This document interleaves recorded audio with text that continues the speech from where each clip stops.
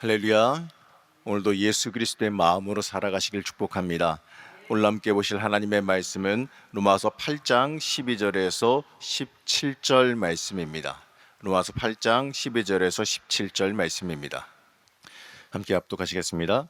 그러므로 형제들아, 우리가 빚진 자로 돼 육신에게 져서 육신대로 살 것이 아니라 너희가 육신대로 살면 반드시 죽을 것이로되 영으로서 몸의 행실을 죽이면 살리니 무릇 하나님의 영으로 인도함을 받는 사람은 곧 하나님의 아들이라.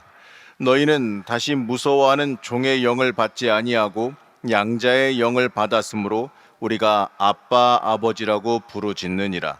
성령이 친히 우리의 영과 더불어 우리가 하나님의 자녀인 것을 증언하시나니 자녀이면 또한 상속자 곧 하나님의 상속자요 그리스도와 함께한 상속자니 우리가 그와 함께 영광을 받기 위하여 고난도 함께 받아야 할 것이니라.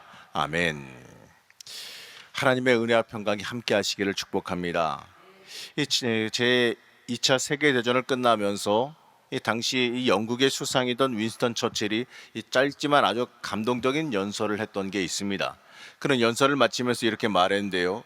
역사상 인류가 이렇게 많은 수의 희생자들에게 이 빚을 진 적이 없었습니다. 그들은 바로 이 전투에서 희생된 군인들입니다. 그리고 역사상 이 많은 인류가 한 사람에게 이처럼 빚을 진 적이 없었습니다. 그분은 십자가에서 희생된 예수 그리스도입니다. 이렇게 고백했습니다. 사람들에 따라서 이 빚을 진 경우가 모두가 다 다르고 또 빚을 갚지 못하는 경우도 다 다를 겁니다. 그러나 이 정상적인 사람이라면 이 빚지고 행복한 사람 없을 거고 빚지고 마음 아프지 않은 사람 또한 없을 겁니다. 그런데 사도 바울은 우리를 향해서 이 기독교인이 된 우리를 향해서 말하기를 너희도 빚진 사람들이다. 너희들이야말로 빚진 자들이다 이렇게 말합니다. 오늘 13절 말씀인데요, 12절 말씀인데요. 함께 합독하시겠습니다. 그러므로 형제들아, 우리가 빚진 자로 돼 육신에게 져서 육신대로 살 것이 아니니라. 이 사도 바울이 우리를 향해서 너희는 빚진 사람이다 이렇게 말할 때 이 빚은요 우리가 사람에게 진 빚, 사람에게 진 신세가 아닙니다. 이 그리스도인은 하나님에게 빚진 자들입니다. 자, 그러면 내가 하나님께 진 빚이 뭐겠습니까? 이 돈으로만 따진다면 물론 여러분들은 빚진 사람들이 아닐 수 있습니다. 하지만 다른 빚은 없을까요? 옛 어른들은 이제 신체 발부 수지 부모라고 해서 이 자기 육신 자체도 부모님에게 받은 것이기 때문에 이 털끝 하나도 될 수 있으면 손대지 않았습니다. 이 부모에게 물려받은 귀중한 유산인 내 육신을 보존하면서 내가 부모에게 그토록 값진 빚을 지고 살아간다 하는 사실을 잊지 않았다라는 겁니다. 마찬가지로요, 우리가 하나님에게 빚을 지고 있다는 말은 이와 비슷한 의미입니다. 이러한 맥락에서 사도 바울은 우리가 하나님께 빚을 지고 있다 이렇게 말합니다. 우리는 하나님의 자녀가 된 사람들이에요. 하나님의 양자가 된 사람들입니다. 사도 바울은 이 그리스도와 함께 이 재산을 상속받을 후사가 되었다고 하는 이 놀라운 사실을 확인시켜 주고 있습니다. 사람들은 흔히 내가 신앙생활하면서 하나님 앞에서 무슨 복을 받았는가라는 질문을 하고 따져 묻기도 합니다. 하나님 앞에 나와서 예배하고 믿음 생활하면서 나는 하나님에게 무슨 복을 받았는가? 이 다른 사람들처럼 건강한가? 다른 사람들처럼 부자인가? 다른 사람처럼 하는 일이 잘 되는가? 이러한 계산들을 하기도 한다는 겁니다.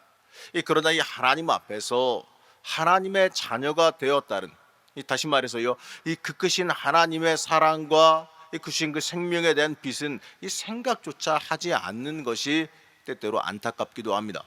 어떻게 우리들이 하나님의 자녀가 될 수 있을까요? 옛날 사상과 이 종교들에서 이 사람이 신의 아들이 된다는 주장이 많이 있었습니다.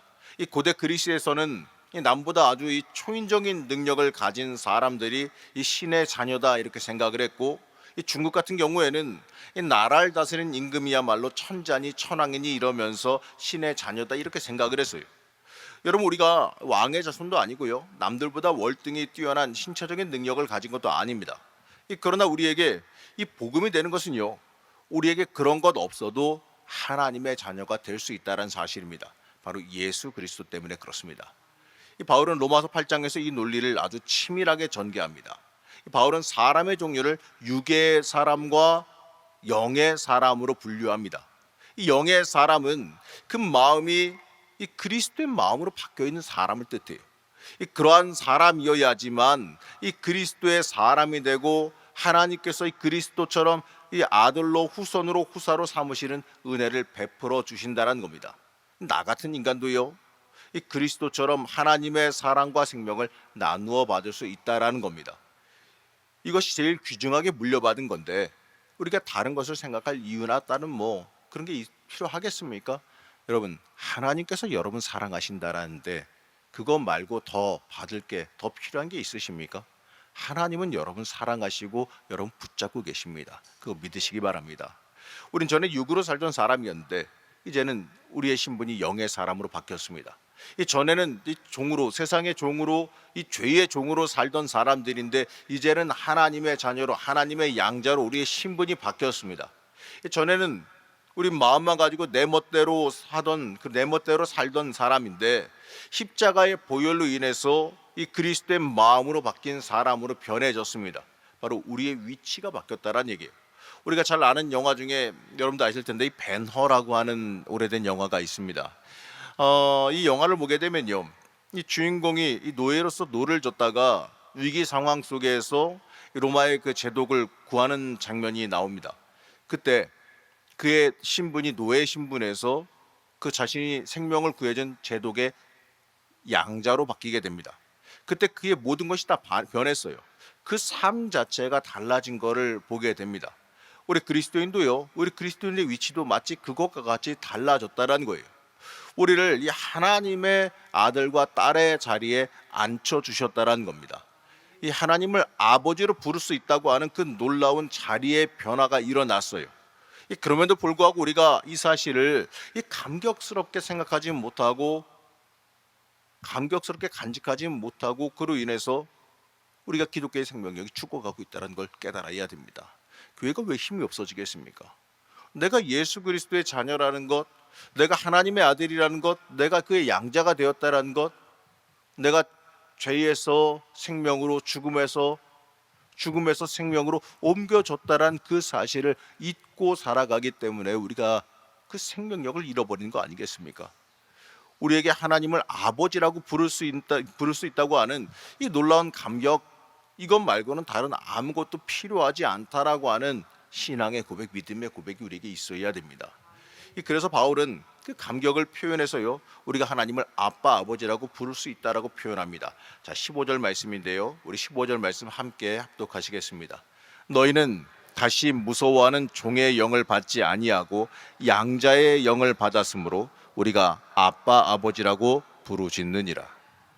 여러분, 어린애들이, 그 아주 어린 유치원 다니는 어린 아이들이 엄마, 아빠 부르면서 달려오게 되면 그 한마디에 사실 이 모든 게 다 들어있는 거 아니겠습니까? 우리가 하나님을 아빠, 아버지라고 부를 때 이러한 감격을 가지고 부를 수 있어야죠. 하나님은요, 그의 아들의 사랑과 생명을 우리의 생명으로 바꿔주신 겁니다. 그래서 하나님을 아버지라고 부르는 감격은 더 커다란 거예요. 마틴 루터는 이 구절을 주석하면서 뭐라고 말했냐면, 이 구절은 금 글자로 쓰인 구절들이다, 이렇게 주석을 했습니다. 그렇지 않습니까? 정말 금으로 쓰여진 것 같이 귀한 말씀들이죠. 결국 하나님을 아버지로 부를 수 있다는 그 사실에 대한 놀라운 감격을 표현한 겁니다. 아버지, 아빠라고 부르는 그 말에 모든 것 다 들어있지 않겠습니까? 어린아이가 부모님 엄마, 아빠하고 달려올 때는 억울한 것도 뭐 이런 것도 다 해결해 달라고 달려오는 거고, 엄마, 아빠 만나면 모든 걸 다 해결된다는 그 믿음으로 달려와서 안기는 거 아니겠어요? 마찬가지로 우리가 하나님 앞에 나와서 기도하면서 하나님께 아버지라고 부르짖을 땐 그냥 취임새로 부르짖는 게 아니라, 그냥 왔으니까 그냥 소리 지르는 게 아니라, 이 속 풀리려고 부르짖는 게 아니라 내 모든 걸 하나님께 내어 맡기는 부르짖음 아니겠습니까? 하나님 다 아시지 않습니까? 그리고 하나님이 해결해 주실 수 있지 않습니까? 이 믿음으로 부르짖는 게 우리가 아버지라고 기도하면서 부르짖는 거 아니겠어요? 그 소리는요, 부모의 심정이나 듣는 부모의 심정이나 그 소리를 하는 아이, 거기에 다른 말이 전혀 필요 없는 것처럼 하나님을 아버지라고 부르는 우리의 마음에도 그와 같은 마음이 사무쳐야 된다는 거예요. 이 세상에는요, 이 사람에겐 빚진 것 없고 신세 갚을 일 없다고 스스로 이 자만해서 사는 사람들이 있습니다. 또 부모에게 빚지지 않았다고 건방지게 사는 사람들도 있을지 모르겠습니다. 그러나 한번 생각해 보십시오. 빚지지 않은 사람이 어디 있겠습니까? 우리는 이 하나님 앞에 생명과 사랑의 빚을 짊어지고 있기 때문에 그 영광과 따른 고난도 함께 즐겁게 받을 수 있어야 됩니다. 유산을 받으려고 하는 그 자식은 그 부모의 어려움도 함께 동참해야 되는 게 도리 아니겠습니까?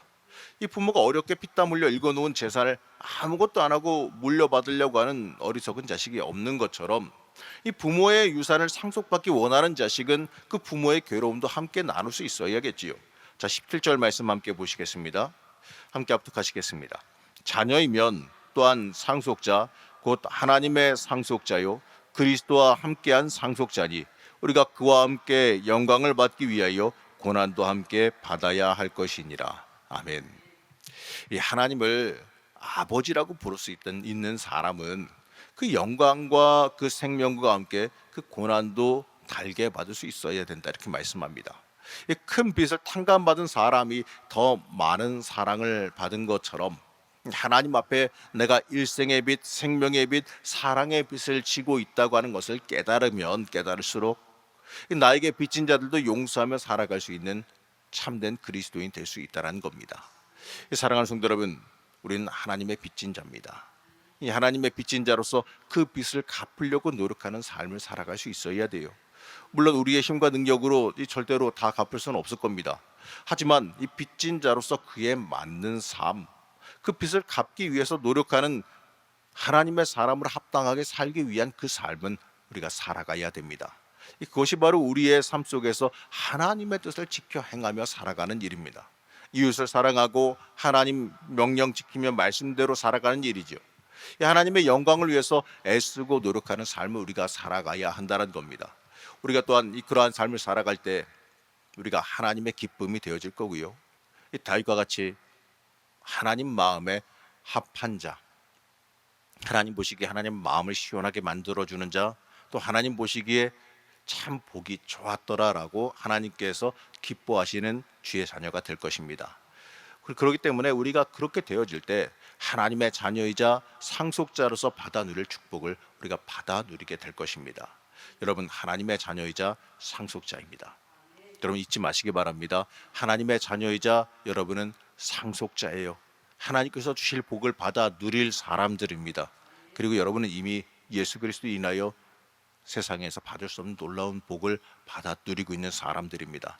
그렇기 때문에 우리가 복받은 사람으로서, 그 사랑받은 사람으로서 그에 맞게 이 땅에서 살아갈 수 있어야 될 것입니다. 오늘도 내가 하나님께 받은 사랑을 기억하시면서 하나님께 합당한 사람, 하나님 뜻에 맞는 사람으로 살아가시는 주의 자녀 되시기를 바랍니다. 그리고 여러분들 기도하실 때, 오늘도 기도하실 때 하나님을 아버지라고 부르짖으면서 내 모든 걸 하나님께 다 내려놓으시고 또 해결받으시는 은혜도 있으시기를 시간 간절히 축복합니다. 잠시 기도하겠습니다.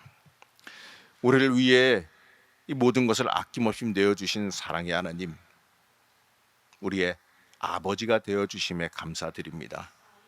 우리는 아무런 자격도 없고 아무런 조건도 갖추지 못했지만 그럼에도 불구하고 우리를 사랑하여 주셔서 우리를 자녀로 삼으신 하나님, 우리가 우리의 인생을 살아가면서 이러한 은혜의 감격으로 살아갈 수 있게 인도하여 주옵시고, 우리가 하나님 앞에 하나님의 사람으로 살아야 한다는 것을 잊지 않고 굳건히 하나님의 사람으로 서서 살아갈 수 있게 우리를 붙잡아 주시고 인도하여 주시옵소서.